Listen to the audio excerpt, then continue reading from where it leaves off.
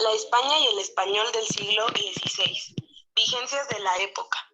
El reinado mancomunado de los reyes católicos, Fernando II de Aragón, 1479-1516, e Isabel I de Castilla, 1474-1504, se sitúa dentro del marco general de la historia de Europa, en el periodo de transición de la Edad Media a la Edad Moderna. Sin embargo, la singular experiencia medieval del pueblo español hizo posible que éste diese comienzo a su modernidad en una forma muy peculiar.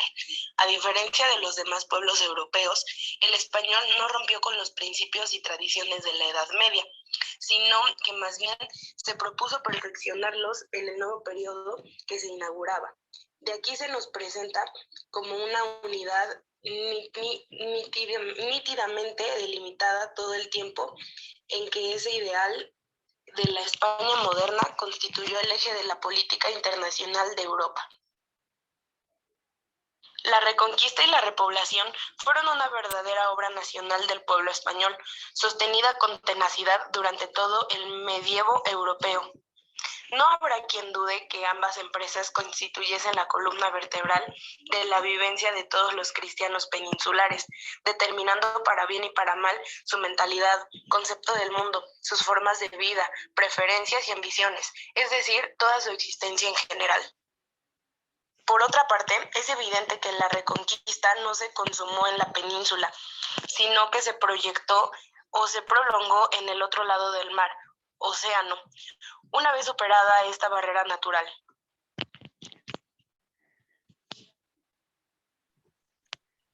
Soy Carlos Maravilla Villalba. La conquista de América fue expresa tanto en iniciativa particular como en su pretendencia de poder central en términos muy semejantes a la reconquista. Un cambio de peso que pudiera afectar tal realidad se produjo solo en la segunda mitad del siglo XVIII en adelante, cuando extensas zonas de Extremadura y Andalucía cayeron en manos de los reconquistadores. El derrumbamiento del orden gótico despertó una nueva vida de ingénito particularismo ibérico, que siglos atrás había opuesto contra legionarios romanos una resistencia de casi 2 siglos, o sea, desde el año 218 a.C. hasta el 19 a.C., los diversos focos de resistencia cristiana contra el Islam nacidos en las montañas del norte se desarrollaron hasta constituirse en los reinos de la Reconquista: León, Castilla, Navarra, Aragón y Portugal. La invasión musulmana afectó también la historia económica española, no solo paralizándola, sino haciéndola volverse para atrás. En la España beligerante, ni siquiera la agricultura pudo ser industria viable. Las aceifas que destruían un golpe de fruto de sudor en muchos días convencieron a los españoles que era preferible el bien móvil al inmóvil. La reconquista resultó ser una excelente pedrería para forjar a los españoles a un pueblo colonizador conquistador. Las guerras se recuperaron injustamente, usurpando adiestramiento al pueblo español no solo como cualquier guerrillero, sino como uno específico que ambicionaba apoderarse del enemigo y solo suyo, el conquistador, a quien antes de destruir y exterminar a aquel, le interesaba conservarlo y aprovecharlo. Así que tras las guerras seguía la dura tarea de colonizar. Consistía en cultivar tierras, restaurar o fundar ciudades y organizar el orden político-social bajo el régimen jurídico adecuado para las conquistas de la vida en el lugar, en una palabra, obra de incorporar lo conquistado. En que fueron metiéndose entre los indios y privándolos de sus tierras y granjerías y sirviéndose de ellos por sus fuerzas, los españoles se sintieron obligados a redimirlos por la fe de su Dios. La relación de la disciplina inmoral y la ignorancia del clero bajo medieval constituían a un lugar común de referencia al ocuparse de ese periodo de transición para deducir de aquellas la lógica de la reforma protestante. Mi nombre es Moisés Sánchez Durán. Y bueno, no hay que olvidar que la iglesia se componía de elementos humanos de diversa procedencia. Ahí entraban desde los hijos de los reyes de la alta nobleza hasta los de la extracción más humilde de la sociedad, y cada uno aportaba y reflejaba el nivel cultural y la mentalidad del grupo social del que provenía. Todo el mundo veía la clave de su solución en una formación sacerdotal más estricta, en la selección de aspirantes al sacerdocio y en una preparación religiosa de nivel intelectual más alto.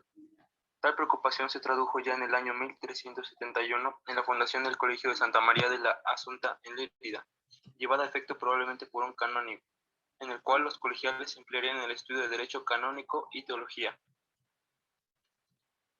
Bueno, de Europa, su maestra y educadora fue la España medieval. Muchos libros de filosofía y ciencia del mundo helénico se ven traducidos al árabe en Damasco, Bagdad y Córdoba.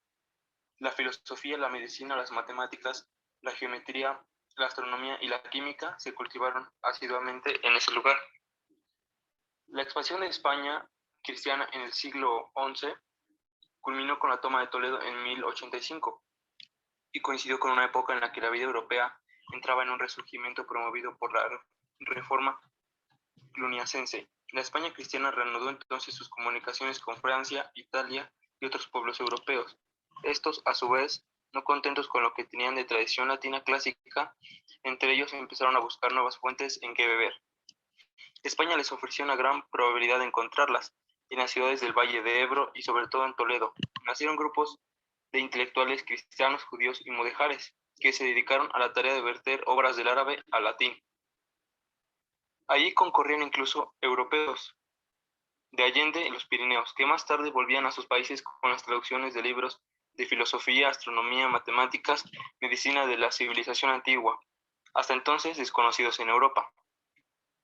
También la numeración india y términos como logaritmo, cifra, álgebra, alcohol y otros muchos fueron incorporados a las lenguas europeas.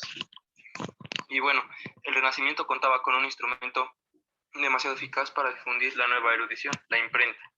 España la acogió instalándola primero en Valencia, donde se publicó en 1474 el primer libro impreso en España. Más tarde la imprenta se estableció en otras ciudades, no solo de la Corona de Aragón, sino de Castilla también.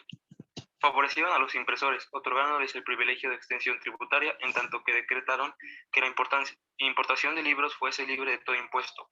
Más tarde, el mismo privilegio se aplicaría a los libros exportados rumbo a América. Soy Yumi Abigail Valerio de la Mata. Al hablar de la educación de la época mencionada, es forzoso remontarse hasta el siglo XII, o quizás más, en donde se señala la gestación de lo que sería más tarde la universidad.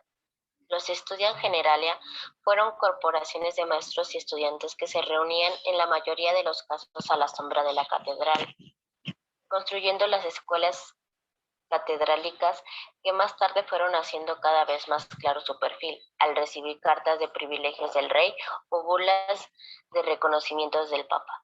Las universidades más antiguas de Europa son de Bolonia y de París, a las cuales Barbarroja 1152-1190 y Felipe Augusto 1180-1223 dieron sus sendas cartas en 1158 y 1200.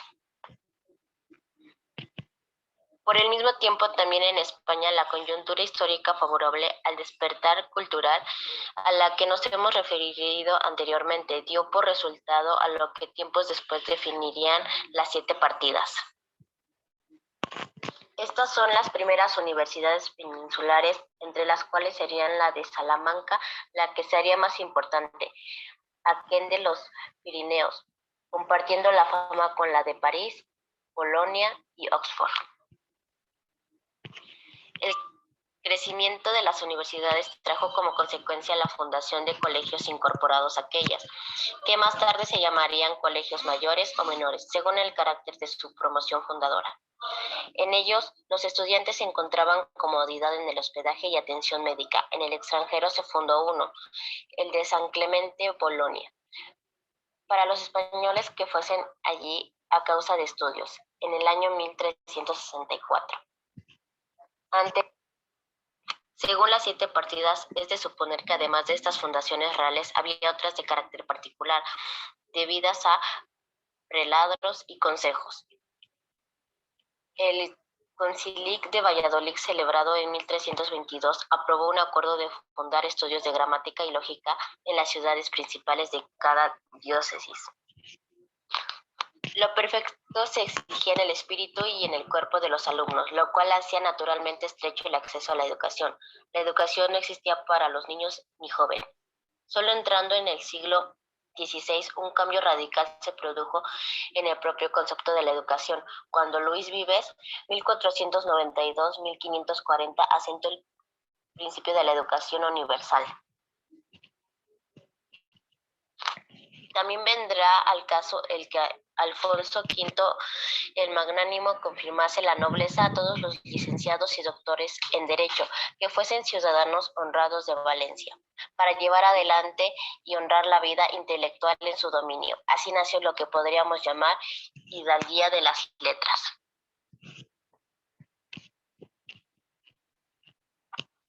Soy Laura y voy a hablar sobre el acontecimiento académico que sin duda para esta época fue la fundación de la Universidad de Alcalá de Henares, que fue efectuada por el cardenal Cisneros. Se señala que el cardenal pensaba en contribuir a una causa de humanismo, por el cual fue fundada la universidad con un nivel de exigencia desde que fuese fundado en una disciplina eclesiástica, que era la restauración eclesiástica y el renacimiento de la antigüedad cristiana, que era lo que dictaba la empresa. En su función tenían un programa de estudio, lo cual Cisneros trazó el camino real que conducía a la restauración de la filosofía y la teología. Esto se respaldaba con un nuevo estudio filosófico, que era la Biblia, a base de textos en lenguas originales. Su propósito era la enseñanza del latín, el griego, el hebreo, el árabe y siríaco, aunque no se cumplió por completo este plan ni de forma debida.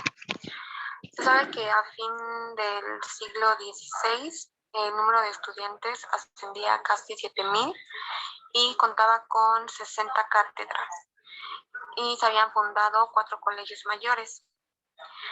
Después de unos 20 años, Carlos I ordenó la reforma del colegio, de la que surgió otro llamado colegio, que era el Real de Santa Cruz, que más tarde sería la Universidad de Granada, donde se pudiera ser mostrado y enseñado las ciencias. Por último, las órdenes religiosas era el clero secular o los municipios que tenían los colegios, y según Fernández de Navarrete, a principios del siglo XVII había en toda España más de 4,000 colegios de este tipo, que funcionaban con un programa de estudio consistente en el latín y para las 7 artes liberales tradicionales. Esto era un currículum para una educación eminentemente literal.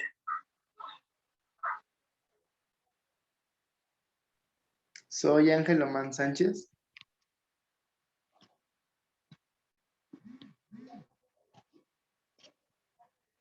El entusiasmo por la cultura y la preocupación por la educación empapaban a la España del siglo XVI. Era una época en la que nos decía que los llamados caballeros, quienes no fueran hombres con estas letras. El término originalmente militar de caballero se revestía ahora de una dimensión nueva, la cultura. Incluso para fines misionales se había aprobado la educación escolar como medida recomendable, así que resulta bien explicar al que los reyes católicos mandasen en 1503 a Nicolás de Obando, que luego haga hacer de cada una de esas dichas poblaciones, y junto con las dichas iglesias, una casa en la que todos los niños que hubiere en cada una de las aldeas de la población se junten cada día 2 veces para que allí el dicho capellán les muestre a leer y a escribir. El trasplante de la cultura occidental en la actual Hispanoamérica fue un hecho de trascendencia de la historia de la humanidad, obrado precisamente por un tiempo de crisis y de transición en el seno de la propia cultura mencionada, lo cual determinó gradualmente su carácter. Bastenos por el momento señalar que la cultura que se trasplantó en Hispanoamérica era hija del Concilio Tridentino y de la Contrarreforma. Fueron múltiples los agentes que tomaron parte de su realización: soldados, misioneros, funcionarios de gobierno, mercaderes, ministerios, agricultores. No podemos dejar de margen de nuestra consideración incluso las guerras, la esclavitud y el mestizaje. Fueron los usos y costumbres que se introdujeron después de la conquista y que acabaron imponiéndose sobre el autonoamericano. En una palabra, se trataba de un verdadero Los graves teólogos, filosóficos y juristas no eran los únicos becarios de la imprenta, sino que también eran la gran masa de la gente común.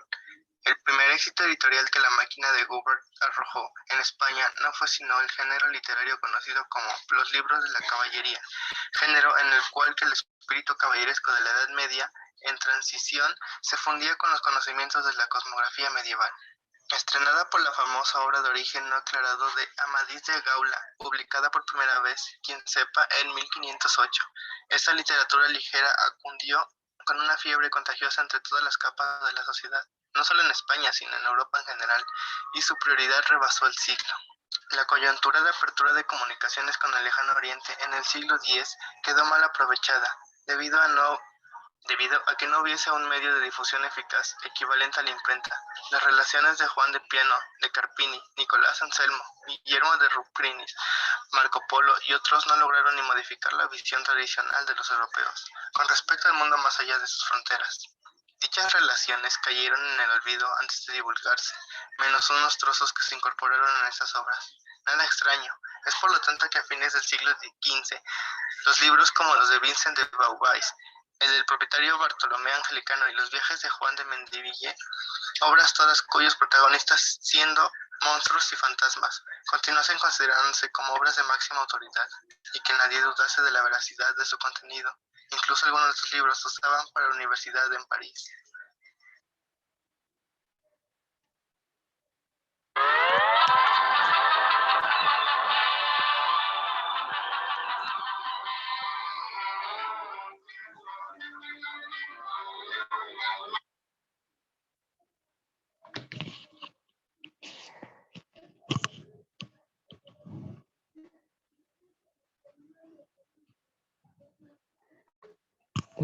Ya chicos, ya estuvo.